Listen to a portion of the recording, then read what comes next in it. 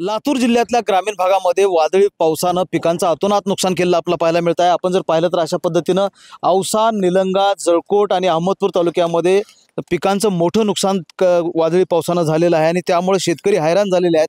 आपण निलंगा तालुक्यातल्या निटूर भागामध्ये आहोत। आपण जर पाहिलं तर या शेतकऱ्याचे 3 एकरावरील जे ऊस आहे ते पूर्णपणे उद्ध्वस्त झालेलं आहे। मुळासकट ह्या ऊसाचं पीक जे आहे ते उखडलेलं आहे आणि त्यामुळे हे पुन्हा शेतकऱ्याच्या हाती लागेल अशा प्रकारचं चिन्ह नाही आणि त्यामुळे शेतकरी अडचणीत आल्याचं आपल्याला पाहायला मिळत आहे।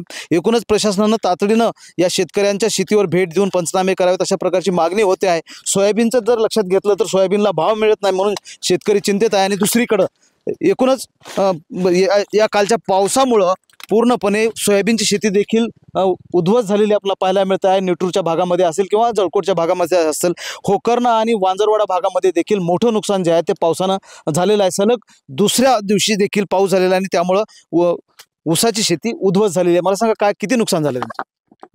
मी दत्तात्रय शेषराव पिंड, राहणार मसलगा।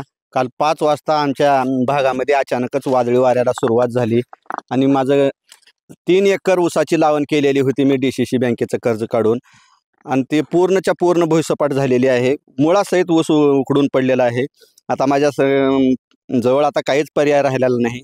आता शासनाने याच्यावर काहीतरी विचार करून माझं थोडं का होईना नुकसान भरपाई देण्याची कृपा करावी, एवढंच माझी मागणी आहे आता शासनाकडे। दुसरं माझ्याकडे काही आता होऊ शकत नाही माझ्यानं। आता हा जो ऊस आहे तो पुन्हा उभा राहू शकतो का किंवा करता येऊ शकतो? ऊस कसा उभा राहू शकतो साहेब? एकदम कवळ्यामध्ये आहे। आता त्यानं हात लावले की मूड लाले। आता तुम्ही बघितलाच आहात की आता मूड लाले। आता भयानक मोठं नुकसान आहे साहेब। आता पुन्हा जर समजा एक 10-15 दिवस जर पावसानं पुन्हा ओढ दिली तर पुन्हा पाणी द्यायला सुद्धा आता मला म्हणजे चान्स नाही काहीच।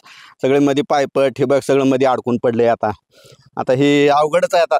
म्हणजे आपण जर लक्षात घेतलं तर भीज पाऊस जो आहे तो गेल्या अनेक दिवसांपासून पडतोय, त्यामुळे माती जी आहे ती भुसभुशीत झालेली आहे आणि त्यातच वादळी पाऊस झाल्यामुळं मुळासकट हा ऊस उखडलेला आहे आणि त्यामुळं पुन्हा हा ऊस शेतकऱ्यांना 4 पैसे देऊन जाईल अशा प्रकारची आशा जी आहे ती पूर्णपणे मावळलेली आहे। महेंद्र जोंधळे, TV9 मराठी, लातूर।